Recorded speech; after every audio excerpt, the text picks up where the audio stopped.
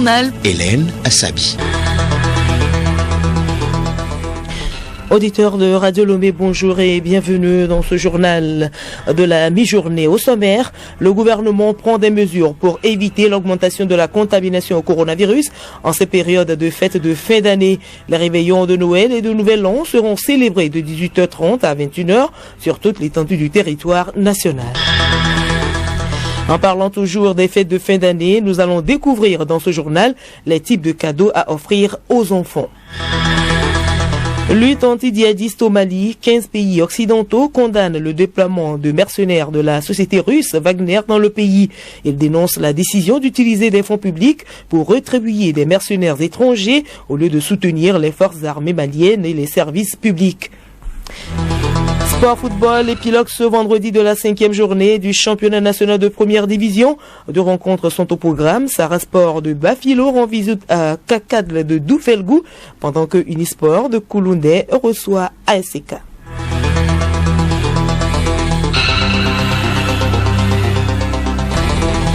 radiolomé.tg. Mesdames et messieurs, une fois encore, bonjour. C'est officiel, les réveillons de Noël et de Nouvel An au Togo seront célébrés de 18h30 à 21h sur toute l'étendue du territoire national.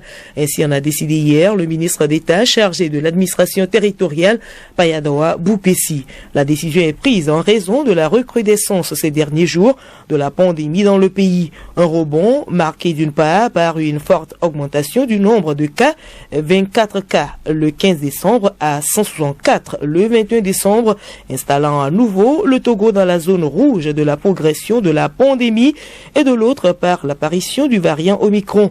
S'il est précisé que les célébrations devront se faire dans le respect des mesures édictées par le gouvernement et déjà communiquées, il est en outre rappelé que toute autre célébration nocturne est interdite. Et en parlant toujours des fêtes de fin d'année, elles sont généralement l'occasion d'offrir des cadeaux aux enfants. Si certains jouets sont éducatifs pour les enfants, d'autres le sont moins, voire dangereux pour eux. Quel type de cadeaux offrir aux enfants en cette période festive? Élément de réponse dans ce magazine de Kekeli Abalo, présentation Bénédicte Kanda. Les peluches, des vêtements, de petits accessoires de jouets pour enfants ou encore faire une belle décoration pour la chambre des enfants sont des différentes manières de faire plaisir aux enfants pendant les fêtes. Certaines personnes se sont exprimées. Le plus grand cadeau qu'on peut offrir aux enfants, c'est leur donner tout l'amour des parents, comme les parents de Jésus l'ont aimé. Donc nous devons apprendre à aimer nos enfants. Cadeau, on peut leur donner ce que nous pouvons, notre possibilité. Bien, cadeau, on peut offrir les habits, les jouets, mais c'est surtout les formes de jouets qu'il faut bien choisir, donner la joie aux enfants. Généralement, j'offre à mes enfants les poupées pour les bébés, des ballons de baudruche, des vêtements pour la fête et aussi chapeau de Christmas, un sapin de Noël et tout ça là pour leur permettre de bien faire plaisir. Faire plaisir aux enfants est très important, mais il est aussi judicieux de savoir quels jouets sont adaptés à ceux-ci. Écoutons Joachim Néglopé, sociologue à la retraite. Leur donner des objets qui identifient la violence, des objets comme un fusil, des véhicules de guerre, des épées. Il est vrai que tout ça c'est des jouets, mais ça donne déjà à l'enfant l'idée de violence. Voilà pourquoi moi je proscris dans les cadeaux, dans les jouets, tous ces objets qui donnent l'impression à la violence. Voilà, faites le bon choix pour les enfants. Bonne fête à tous.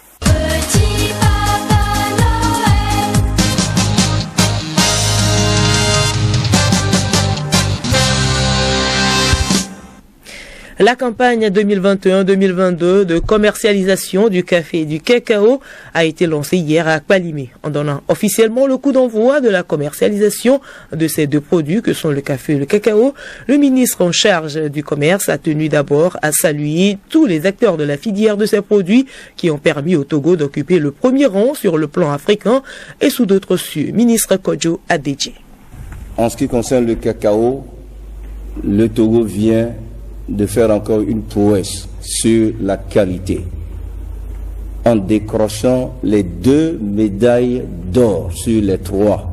Nous sommes, il est vrai, un petit pays en termes de superficie, mais une grande nation avec des femmes et des hommes de valeur. La présente cérémonie est l'un des résultats de cette volonté manifeste du chef de l'État avec l'ensemble des ministres sous la coordination de Madame le Premier ministre qui d'ailleurs nous a demandé de tout faire pour être là et présider en son nom cette cérémonie. Malgré ce prix honorifique pour le Togo, le secrétaire général du comité de coordination pour les filières café et cacao, Anselme Gouton, estime que beaucoup de défis restent encore à relever. Le Togo a déjà une très grande expérience dans le domaine, mais il nous appartient de continuer à renforcer l'encadrement, donc à encourager les producteurs pour ne pas les fragiliser, parce que s'ils sont fragilisés, ils ne pourront pas garantir la qualité du produit. Donc ça nécessite qu'il y ait toujours un encadrement rigoureux. Pour rendre durable et sécuriser ce secteur d'activité, il faut maintenant tout faire pour organiser mieux la transformation pour la consommation locale. Comme vous le constatez, malheureusement, nous consommons ce que nous ne produisons pas et nous produisons ce que nous ne consommons pas. Maintenant, il s'agit de consommer ce que nous produisons. D'où l'intérêt de promouvoir la transformation et la consommation de tous ces produits. Le journal Hélène Assabi. Hors du Togo, 15 pays occidentaux condamnent le déploiement de mercenaires de la société russe Wagner au Mali. Ce rapprochement avec les autorités de Bamako pourrait rebattre donc les cartes de l'engagement de nombreux pays. Léontine Atogima. Vous l'avez dit, 15 pays occidentaux ont donc dénoncé d'une même voix le déploiement de mercenaires russes de la société paramilitaire Wagner au Mali. Allemagne, Belgique, Danemark, Espagne, Estonie, France, Italie, Lituanie, Norvège, Pays-Bas, Portugal, République tchèque, Roumanie, Royaume-Uni, Suède ainsi que le Canada hors Europe. Dans un communiqué commun, tous ces partenaires internationaux de Bamako, impliqués directement ou indirectement dans la lutte anti-djihadiste du pays, dénoncent l'implication du gouvernement russe dans la fourniture d'un soutien matériel au déploiement du groupe Wagner. La France est en cours de redéploiement de l'opération Barkhane. D'autres pays participent à la force Takuba ou contribuent au financement. Pour le gouvernement malien, aucun contrat n'a cependant été signé dans ce sens. Et pourtant, ces 14 États européens et le Canada regrettent la décision d'utiliser des fonds publics pour rétribuer des mercenaires étrangers au lieu de soutenir les forces armées maliennes et les services publics. La société Wagner réclamerait à la junte malienne 100 millions d'euros par an pour intervenir. Elle a aussi pour habitude de se payer en nature avec l'or par exemple. La somme de 10 millions d'euros mensuels ainsi que la gestion de certains sites miniers sont ainsi avancés par plusieurs analystes pour la venue du groupe au Mali. Selon les informations, les premiers mercenaires de Wagner sont arrivés le 22 novembre dernier. Merci à vous, Léontina Togima. En RDC, malgré le refus du camp Kabila de désigner 3 représentants au sein de la nouvelle commission électorale, l'Assemblée nationale a approuvé hier la désignation de 3 personnalités qui étaient membres de la coalition kabiliste, mais qui ont fait dissidence. Une controverse de plus pour le camp de l'ancien président de la République démocratique du Congo, qui conteste la légitimité de la CENI. Dans ce contexte, les opposants Martin Faoulou et Adolphe Mouzito, à la tête de la coalition Lamouka, ont désapprouvé ce qu'ils qualifient de manœuvre de débouchage par le camp Tshisekedi.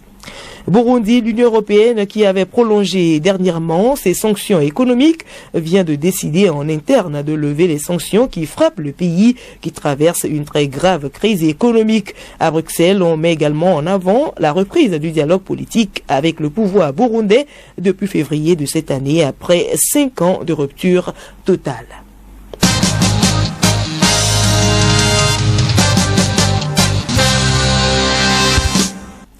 Aujourd'hui, vendredi, c'est l'agenda culturel. Geneviève Pognon nous parle de la tournée dénommée Hiro Aye, de la foire culturelle et artistique, du Festival international des arts oratoires et de la 19e édition du Festival de danse du Tam Tam Parlant.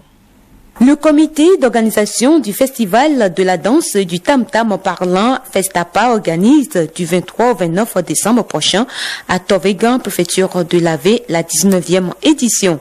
Plusieurs activités sont au programme, notamment une caravane, des soirées culturelles, des conférences débats, des concours de danse et la remise des prix. D'un festival à un autre, la première édition du Festival international des arts oratoires, dénommé Kadou Mam, c'est du 14 au 16 janvier prochain au Sénégal. Plusieurs pays prennent part à ce grand rendez-vous culturel, entre autres le Sénégal, le Togo, la Côte d'Ivoire, le Bénin, le Burkina Faso, la Belgique, la France, l'Allemagne et l'Espagne. Le village artisanal organise la foire culturelle artistique du 20 décembre au 8 janvier prochain.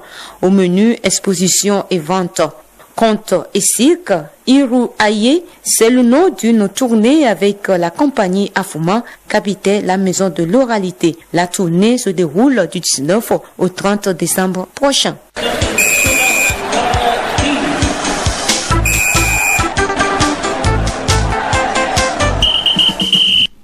Sport football, le traditionnel Boxing Day en championnat anglais est perturbé par la vague de contamination due au variant Omicron. 2 matchs de ce dimanche ont été reportés. Sur le plan national, fin ce vendredi de la 5e journée du championnat national de première division. 2 rencontres sont au programme. Edo Assignon. 2 matchs dans la poule B, l'un oppose Akara Kakadle de Doufelgou à Sarepse de Bafilo. La grosse affiche de ce vendredi met aux prises Unisport de Kouloumde et ACK de Kara. Les conducteurs de la Cosa qui se sont vus chipper la première place du classement par Asco de Kara auront donc à cœur de la reprendre. Les matchs démarrent à 15h temps universel.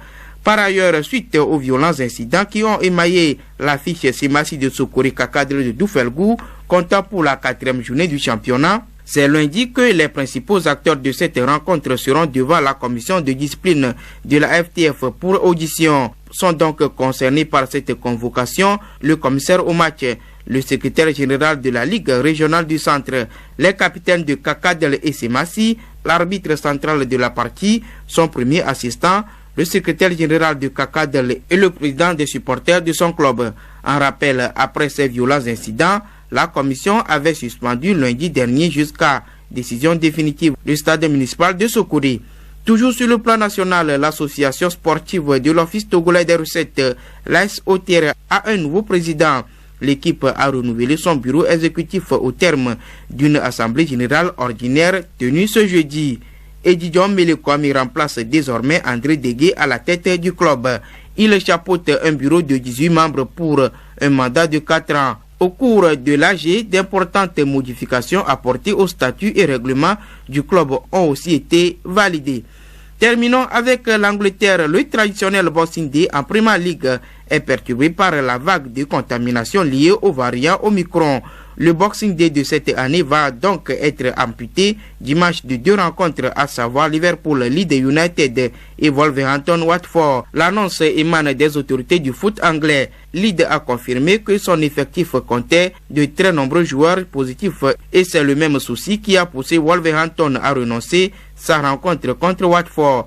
La Ligue avait déjà dû reporter 10 matchs sur les 3 dernières journées du championnat, dont 6 des 10 programmés le week-end dernier, alors que la Grande-Bretagne est confrontée à un nombre record de cas de Covid-19 dû au variant Omicron. Fin de ce journal, merci de l'avoir suivi. Le rappel des titres. Le gouvernement prend des mesures pour éviter l'augmentation de la contamination au coronavirus en ces périodes de fêtes de fin d'année. Les réveillons de Nouvel An et de Noël seront célébrés de 18h30 à 21h sur toute l'étendue du territoire national. Lutte anti-djihadiste au Mali, 15 pays occidentaux condamnent le déploiement de mercenaires de la société russe Wagner dans le pays. Ils dénoncent la décision d'utiliser des fonds publics pour pour rétribuer des mercenaires étrangers au lieu de soutenir les forces armées maliennes et les services publics. Et puis soit football, épilogue ce vendredi de la 5e journée du championnat national de première division. 2 rencontres sont au programme. Sarah Sport de Bafilo rend visite à Kakadle de Doufelgou, pendant que Unisport de Kouloundé reçoit ASCK.